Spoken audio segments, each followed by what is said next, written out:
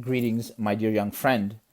In his gospel, the Apostle John says of Jesus, "Yet no one would speak openly about him for fear of the Jews." How often we are afraid to speak about our Lord and witness to him. We call this human respect, which makes us slaves of other men, and it causes us to stand in fear, in constant fear of their criticisms or their mockery. Some people are insecure and they live their lives in some sense begging for appreciation and acceptance and approval from others. They can only see themselves through the eyes of others. One novel expresses it well when a few young people say, as soon as a few of us get together, we don't dare to be who we really are because we're afraid of being different from the way we think everyone else is, and everyone else is afraid to be different from the way they think we are. And so we all pretend to be less pious, less virtuous, less honorable than we really are. It's what we call the new hypocrisy. In the old days, people pretended to be better than they were, but now they pretend to be worse than they really are. In the old days, a man said he went to church on Sundays, even though he really didn't. But now, he says he plays golf when really he's so distressed if he finds out that his friends know that he really went to church. In other words, hypocrisy, which used to be sort of the tribute that vice pays to virtue, is now the tribute that virtue pays to vice. So good people pretend to be bad. And what that turns us into is fake, because we are good, we are beautiful, we are wonderful, we seek the truth, but yet we don't want to appear so, and we become fake. And some people are so fake, they make even Barbie to be jealous.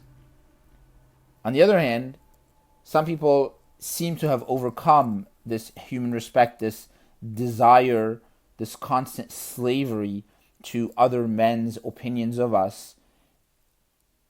They seem to kind of have overcome it. They seem to be independent, and they're no longer affected by what people will say about me. But they achieve this through a sort of self-sufficiency. They don't care what other people think of them because of their disregard for others. They somehow look down on others.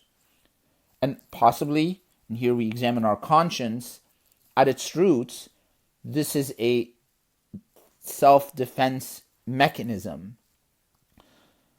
And so sometimes when we kind of boast of being very independent on a conscious level, maybe on an unconscious level or a deeper level, what we really fear is rejection. And so we say, I don't care what other people think of me or what they say about me. And really what's behind that is I don't want them to care about me, and I don't want to know people care about me, because if I do, then they might one point reject me and I will suffer. So I don't need any of that. The Chinese have this sort of shame of making a mistake in public. They call it losing face. And Confucius said that a man needs his face as a tree needs its bark. How can we avoid this slavery to human respect, this fear of losing face? My dear friends, it will vanish in your life when you know who truly loves you. When we know the one before whom it's impossible for us to lose face.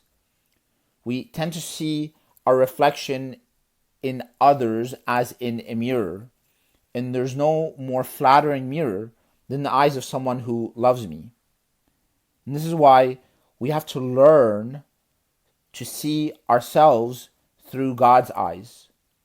Only someone who takes God as his significant other as the one that I love and he's my beloved, can go through life free of many kinds of complexes, of all of them, we can say.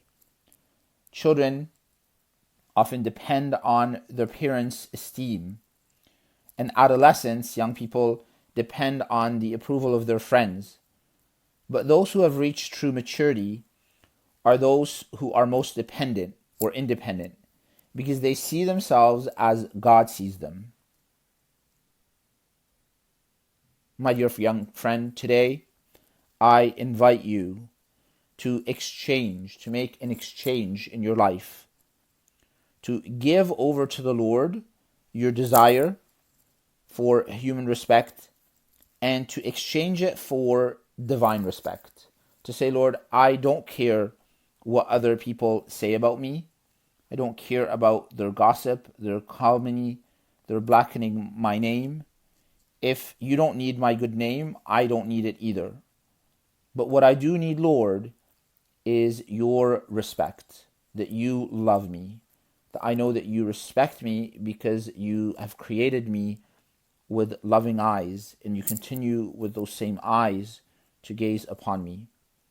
The Virgin Mary also looks upon us with her motherly eyes. So let's look into her eyes and tell her what matters to me is not what Joe and Sam and Lucy care about me.